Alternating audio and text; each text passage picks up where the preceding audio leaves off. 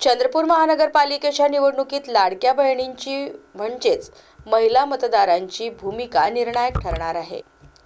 मनपा निवडणुकीसाठी तयार करण्यात आलेल्या प्रारूप मतदार यादींमध्ये पुरुषांपेक्षा महिला मतदारांचा टक्का लक्षणीयरित्या अधिक असल्याचे समोर आले आहे।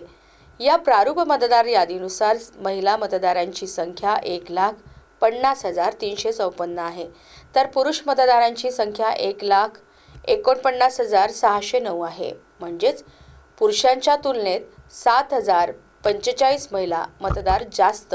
यामुळे चंद्रपूर महानगरपालिकेचा पुढील महापौर कोण होणार हे निश्चित करण्यात महिला मतदार किंगमेकर ठरण्याची शक्यता आहे।